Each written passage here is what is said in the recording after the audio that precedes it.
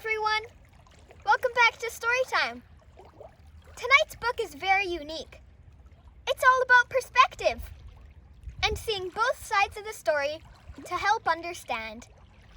It's called Jonah and the Fish, written by sweet Dandi Daley Mackall, illustrated by Lissy Marlin.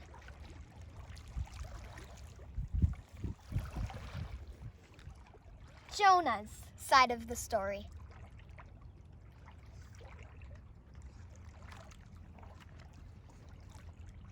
I'm Jonah of Israel. Life was just great, till God told me something I chose to debate.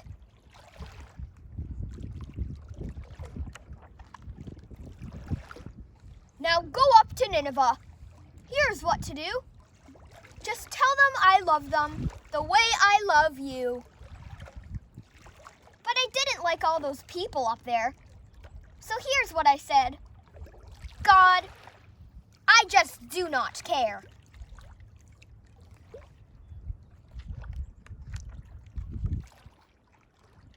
I bought me a ticket and sailed on a ship the opposite way from that Nineveh trip.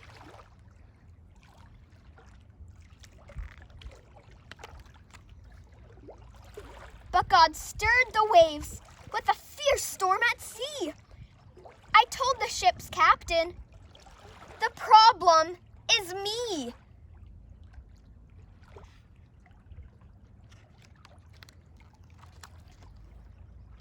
The sailors tossed cargo to lighten the load. The harder the wind blew, the harder they rowed.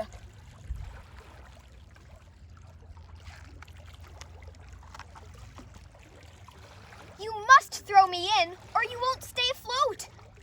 At last the men tossed me right out of the boat.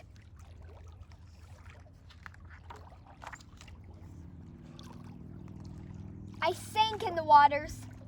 Oh, why had I fled? And that's when I saw a big fish straight ahead.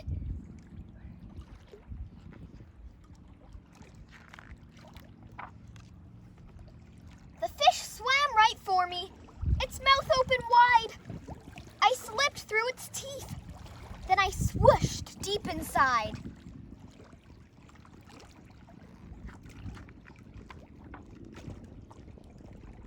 Day one, I was thinking.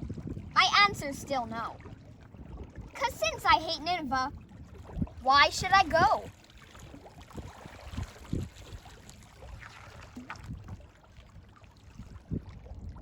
I came to my senses, I think on day 3. I said I was sorry and begged God, send me!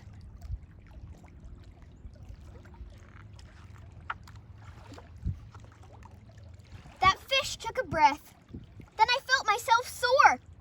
Up, up, like a dove before landing on shore. I waved to the fish, for I knew I'd been blessed. I walked straight to Nineveh. God's way is best.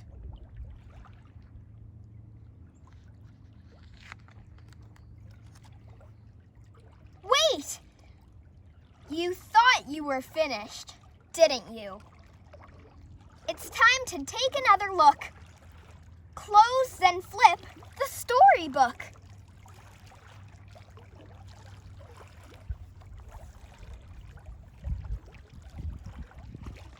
The Fish and Jonah.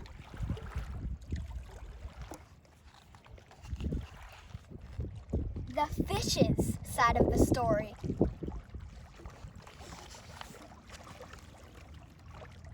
I'm a mighty big fish in a mighty big sea.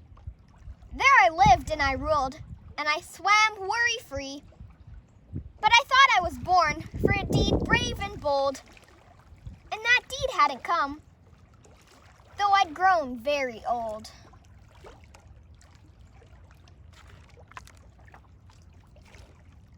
Then a storm stirred the waves, and a howling wind blew, and I spotted a ship with a terrified crew. The waves rocked their boat. It could turn upside down. someone saved them. I feared they'd all drown.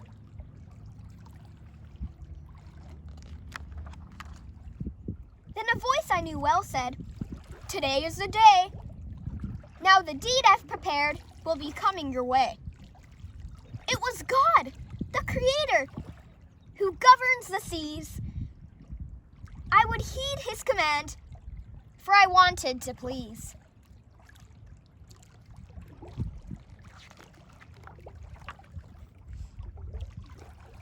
Above on the ship, someone prayed to the Lord.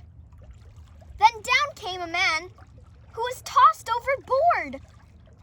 I watched till I heard the Creator's strange plan. Your brave and bold deed is to swallow this man.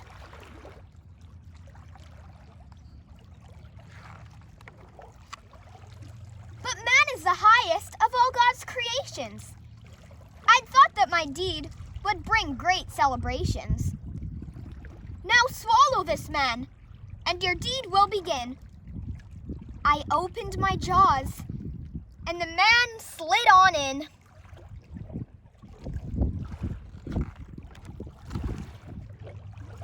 That man kept his silence as day passed to night. For 3 days I wondered if I had done right. The man in my belly said nothing at all. I feared that I'd only imagined God's call.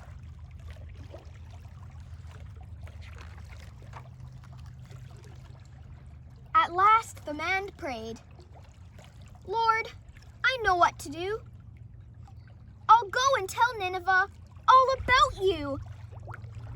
And that's when the master said, "One command more. Now spit this man, Jonah, out onto the shore."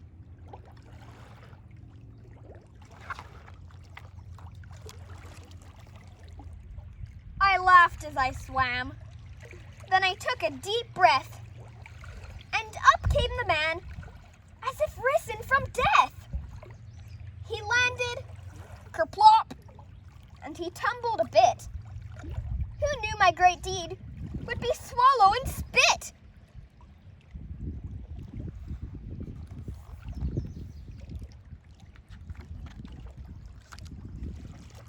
And that was the last I saw of the man. But Jonah, I guess, must have followed God's plan. For tales out of Nineveh, stories I've heard, they say that those folks were all changed by God's word.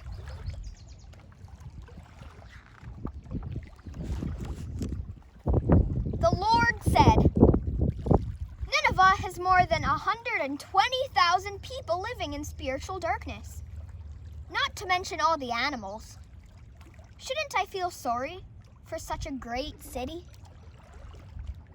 The end. I hope you all enjoyed tonight's book.